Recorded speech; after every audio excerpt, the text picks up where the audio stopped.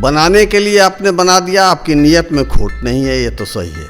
फिर नगर निगम के अधिकारियों की जिम्मेवारी बनती है कि इसकी साफ सफाई रख रखाव की व्यवस्था सुचारू रूप से की जाए। कि टंकी बना हुआ है, पानी नहीं है, तो पानी नहीं है तो कैसे साफ सफाई होगी?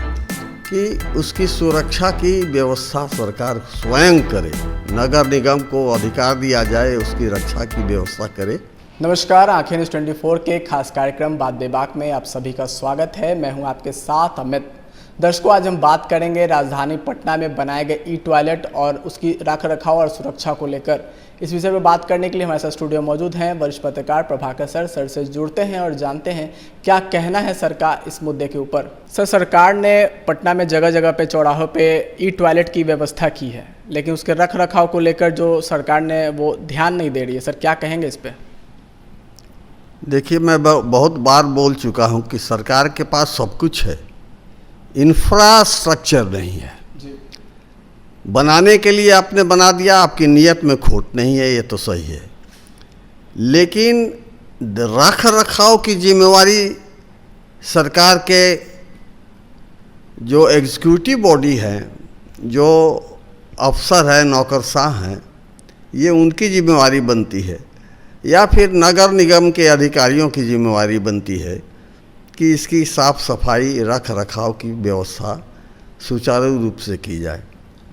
आम जन को इससे कोई मतलब नहीं है कि टॉयलेट को साफ़ किया जाता है कि नहीं किया जाता है, गंदगी है कि नहीं। जब प्रेशर होता है, जब नेचर्स कॉल होता है, तब उस समय आदमी साफ सफाई की व्यवस्था पर ध्यान नहीं देके अपने आप को हल्का करने की कोशिश में रहता है, और जगह दिखाई देता है पब्लिक टॉयलेट तो वहाँ चले जाते हैं लोग। अब ऐसी स्थिति पैदा हो गई है कि जागरूकता भी ख़त्म है। समाज के लोग, रिक्शा वाले, ठेला वाले और लोग भी, खोंचे वाले लोग, इन लोगों को अपनी ज़रूरतों के हिसाब से ईमानदारी से साफ सफाई पर ध्यान देना चाहिए, लेकिन ये देते नहीं है। दूसरी चीज़ कि टंकी बना हुआ है, पानी नहीं है, तो पानी नहीं है तो कैसे साफ सफाई होगी? तो इसकी व्यवस्था भी नगर निगम को करनी चाहिए, वाटर बोर्ड को करना चाहिए।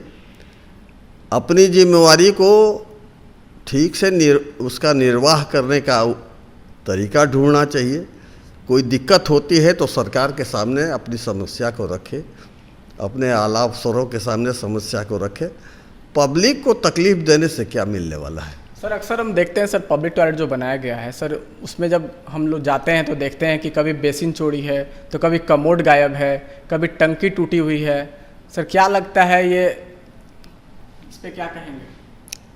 हम सामाजिक रूप से विकृत भावनाओं के शिकार हो चुके हैं।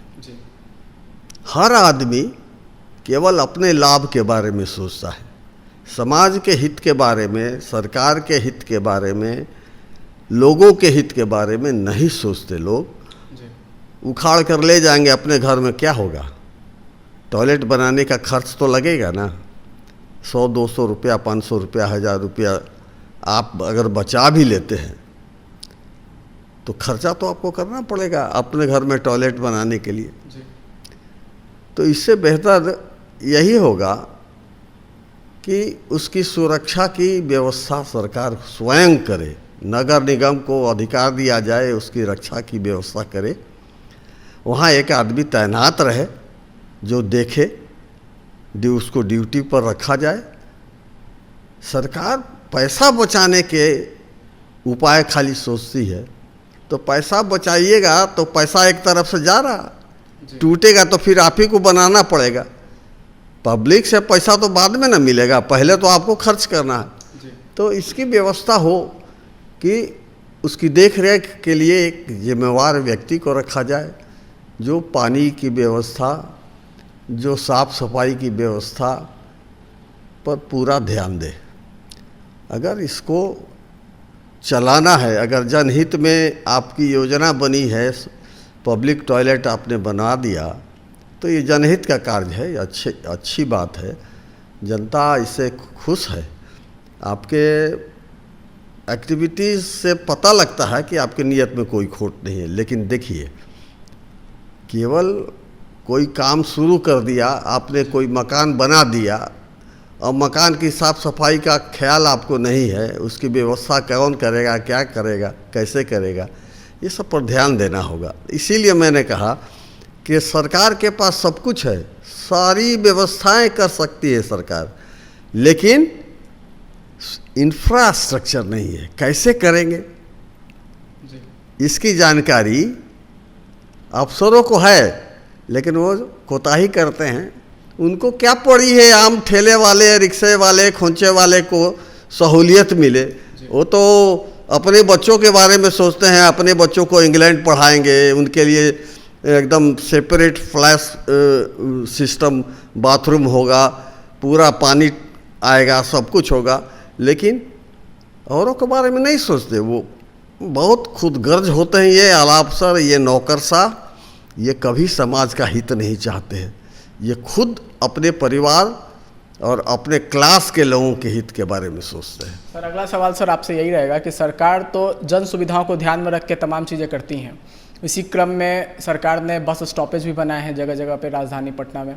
तो हम देखते हैं कि बस स्टॉपेज पे बसें नहीं रुकती हैं, लोग खड़े रहते हैं, कुछ लोग तो वहाँ दुकानें भी लगाते हैं। प्रायः हम लोग देखते हैं कि वहाँ पान की दुकानें खुल गई हैं, कहीं ठेले लगे हुए हैं। सर, कैसे देखते हैं, क्या कहेंगे इन चीज़ों पे? अगर बसेज वहाँ रुकने लगेगी, पैसेंजर वहाँ खड़े रहेंगे जी, तो खोंचा वाला और ठेला वाला वह नहीं लगाएगा। पब्लिक के सामने एक ठेले वाले की क्या औकात है? जी। तो बसों को वहाँ रुकना चाहिए जहाँ सरकार ने स्टॉपेज बनाया है, और इंतज़ार भी करना चाहिए लोगों को बस स्टैंड पर, स्टॉपेज पर। अगर हम वहाँ रहेंगे ही नहीं तो बस क्यों रुकेगी? तो जागरूकता की कमी है। पैसेंजर्स को चाहिए कि वो बस स्टॉपेज पर ही खड़ी रहे और बस का इंतज़ार करे। बस वहाँ रुकेगी, पैसेंजर, बस का ड्राइवर और कंडक्टर वो तो पैसेंजर के लिए ही ना जगह जगह रोकता है। तो वहाँ जहाँ पैसेंजर होंगे, जहाँ 4, 5, 10 पैसेंजर होंगे, तो वहाँ तो बस रुकेगी ही। इसलिए हम लोग को जागरूक होना पड़ेगा। ड्राइवर और कंडक्टर की इसमें कोई गलती नहीं है। हम बीच सड़क पर खड़े हो जाएंगे तो रोकेगा वहाँ? हमको स्टॉपेज पर रुकना होगा, हमको स्टॉपेज पर खड़ा रहना होगा। ये हमारी गलती है, जनता की गलती है कि स्टॉपेज के बावजूद भी आप बीच सड़क पर खड़े हो जाते हैं, आप दूसरी जगह खड़े हो जाते हैं। स्टॉपेज पर जाके खड़ा होना चाहिए। तो दर्शकों, ये बिल्कुल हमारी गलती है, हमें बीच सड़क पे बिल्कुल नहीं खड़ा होना है। सरकार ने बस स्टॉपेज बनाया, हमें बस स्टॉपेज पे ही बस का इंतजार करना चाहिए। सर, अंत में सर आपसे जानना चाहेंगे, क्या संदेश देना चाहेंगे लोगों को भी, सरकार को भी? सरकार की योजनाओं को लागू करने के लिए सामाजिक जागरूकता की ज़रूरत है। सरकार ने जो योजनाएं बनाई हैं, हम उसको पूर्णतः सफलतापूर्वक लागू करने के लिए अपने अंदर की कमियों को दूर करें। हम सरकार का दोष ना दें, सरकार पर दोषारोपण करने से कुछ नहीं होने वाला है। इसमें सामाजिक जागरूकता और स्वयं को प्रेरित करना होगा, उत्साहित करना होगा कि सरकार की योजनाओं को सफल बनाने में योगदान करें। तो सरकार की जो योजनाएं हैं उसको सफल बनाने में हम सभी का योगदान हो, इससे बड़ी बात और कुछ नहीं हो सकती। फिलहाल आज के लिए बस इतना ही। हमें दीजिए इजाज़त। नमस्कार।